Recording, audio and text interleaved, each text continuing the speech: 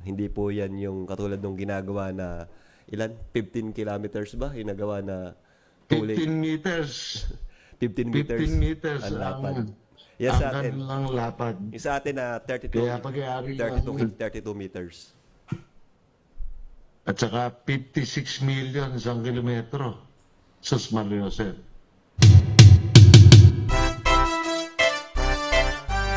Yung kamukha nung Pulido na natitibag na siya. Kaya naka-schedule na yun na talagang ayusin. Dahil talagang tinatamaan ng pagkamalakas ang baha, ang tubig, tinatamaan yung Pulido. At yun na lamang ang barangay natin na natitibag na road. Kaya nga, yung talipapa na yun, papuntang Polillo, kailangan magawa na. Ngunit, may pondo ka man, may 200 bahay rin sa may gawin sa ibaba na kailangan i-consider mo. Yun ang totoo nun. At alam ni Arnold yan dahil siya ay kasama sa pagtitingin. Ngayon, iiwasan mo yun para yung dike na ginawa buhat sa sapang mayap-yap, caudillo, lahat na yan maproteksyonan. Kaya lang nagkaroon ng delay ng 1 taon yung Polillo. Yun lang ang tunay na dahilan nun. Actually, 2 taon yung delay ng Polillo. Dahil nga doon. Pagyari, itong Cruzrohan na tulay, papuntang Obrero, yung lumang Cruzrohan tulay, papuntang Obrero, meron akong litrato rin. In-inspection ni, kasi nga, nakipag-agawang pa yung probinsya sa isang bagay na hindi naman sila ang number 1 rule. Binayolate na naman ng probinsya. Dapat makipag-ugnayan sila dun sa munisipyo, dapat makipag-ugnayan sila sa syudad bago sila gumawa ng proyekto nila dahil may pondo rin naman may pondo na yun para gawin. Kaya lang, yan yung tulay na yan. July, kita mo nga, July 11 tinitingnan na natin, may mga imbornal tayong malalaki dahil nga kailangan kailangan tayong gumawa rin sa Rosoa papuntang Obrero na yan Detour. detour para pagka ginawa yan, madadaanan agad. Yan, pag ginawa yan, pag-iisipan mo talaga, para sa loob ng 3-4 na buwan, tapos ka agad.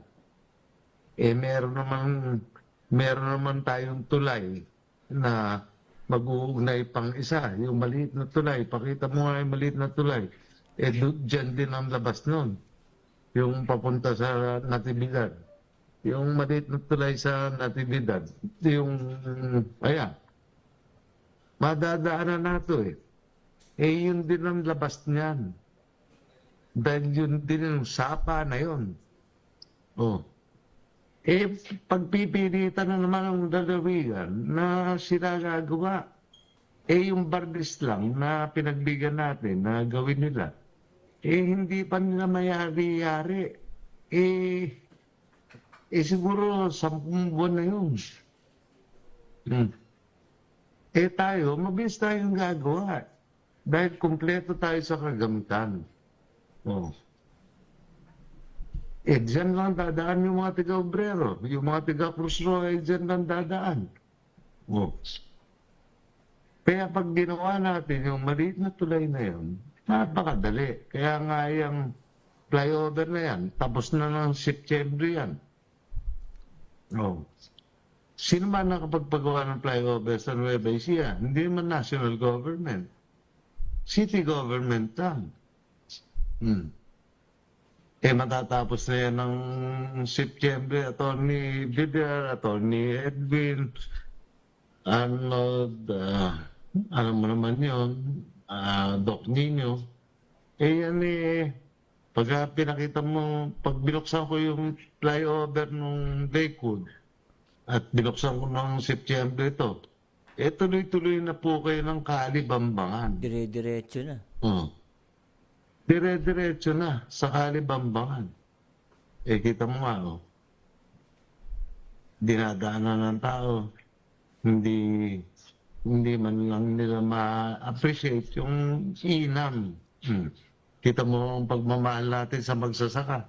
Kung di si Mayora, ako mahal ko ang magsasaka. Nasasakay kaliwat kanan. Dahil nga lahat na yan, ini-informal. Pinag-usapan lahat yan. Ayun yung tulay na sinasabi ko . July 18 yan, nadadaanan na. Cruz Roja Obrero na po ito . Itong pakanan po na to . Asan yung sinasabi mong gagawin mo yung tulay? Ang Kabanatuan, kayang gawin yung tulay. At may kakakayanan, may kapabilidad na gawin ng Kabanatuan yung tulay.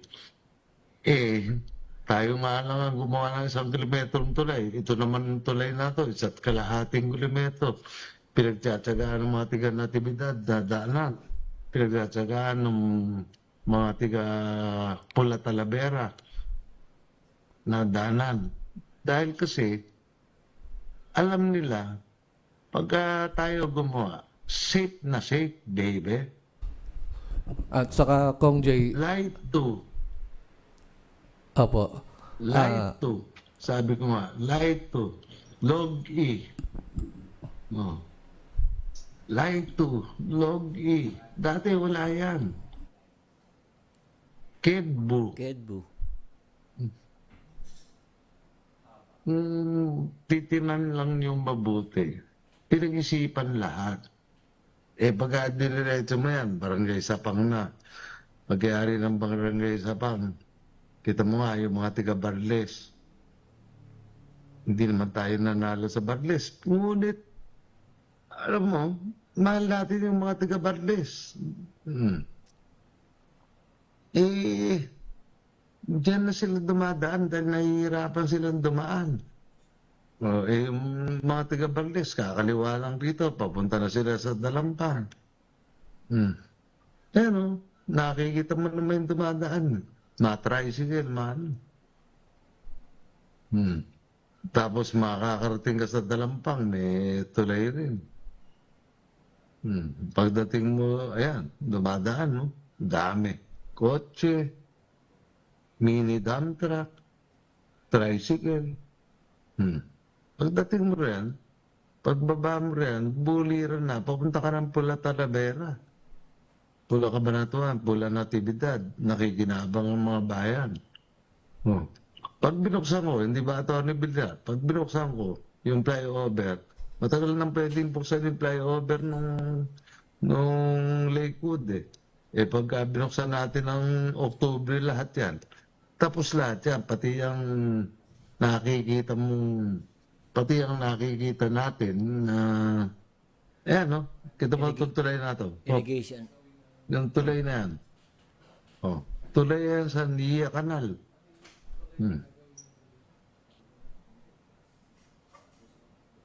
Pag matatapos na yan . Sabay-sabay yan. September, sa palagay mo, September, tapos yan? August lang, boss, tapos yan . August lang pala, tapos yan. Yung susunod na tulay rin. Kailan mayayari may yan? forma na yung kasunod niyan, yung sa may Kalibambangan, may forma tayo sa Dex Lab. So magbabakal na doon. Yung concrete pouring niyan, schedule 2 beses lang dahil maigsi lang naman siya. Hindi naman siya katulad ng mahabang span. Itong sa may kanal, 1 beses lang bubusan yun dahil maliit lang siya. Yan. Yan, boss, meron na siyang forma sa ibabaw. Kita mo nga, pagkatapos makakalabas ka na saan sa highway. Highway ng Kalibambangan.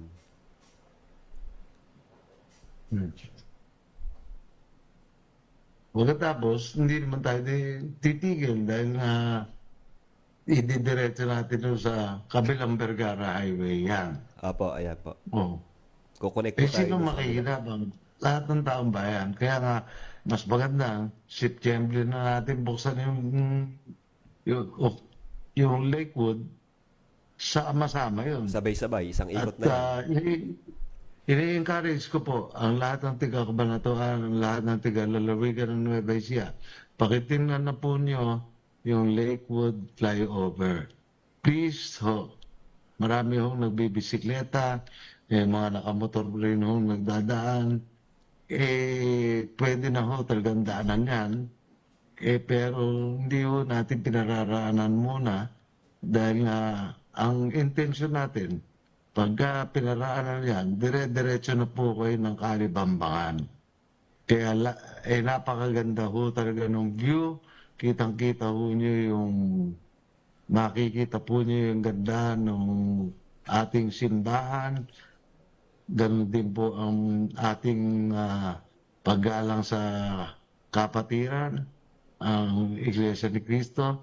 Dahil ho yung hindi ho magiging masyadong maingay ron sa kanilang kapilya doon sa gawin ng Kalibambangan at San Miguel na Monte. Dahil ho kasi kukonekta po ang National Highway o yung SILEX doon sa daan na yan. Kaya dire-diretso ho yan. Maiksi lang ho yan, 42 kilometers lang. 42 kilometers. 42 kilometers na Pinaghirapan, 8 lanes. pinaghirapan, pinag-isipan, at isinagawa. Yan ang kaibahan, Arnold. Apo. Yung pong sa atin, 42 kilometers na 32 meters yung carriageway niya. Hindi po yan yung katulad ng ginagawa na ilan? 15 kilometers ba? Yung nagawa na 15 meters. 15 meters. 15 meters ang lapad. ang Yan sa atin. kanilang lapad. Yung sa atin na 32, Kaya pag-aari 32 meters. At saka 56 million isang kilometro. Sus Mario Josep. Hindi kaya nakakaya yun.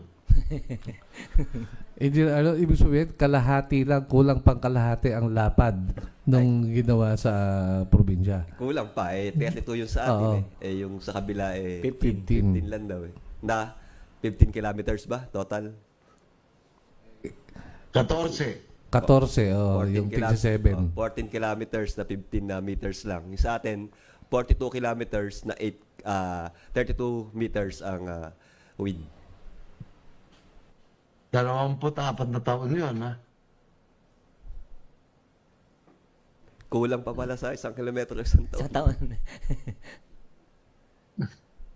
Kaya nga eh. Tapos yung sa Kaya nga. pwede naman pala yung sa atin yung ginawa ng city government 42 kilometers, yun lang yung ring road. Ring road pa lang yun. Ring road pa lang yun. Wala pa yung... Wala pa doon yung mga lateral Lateral road extensions. na pumasok doon, na nag-connect doon sa ating ring road. Tapos, Kong Jay, yung tuloy ng Cruz Roja ay gagawin pa nga daw ng probinsya dito sa atin. Sumulat po si Mayora tungkol doon. Sabi ni Mayora, nakaprograma naman sa Kabanatuan yung paggawa dyan at sisimulan niya namin anytime.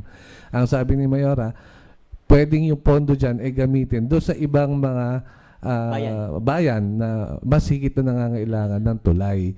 Kasi hindi po ito pagmamalaki sa bahagi ng Kabanatuan. Ito po ay trademark lang ng Vergara na maayos na pamamanihala. Kung saan kailangan yung proyekto, doon natin dalhin.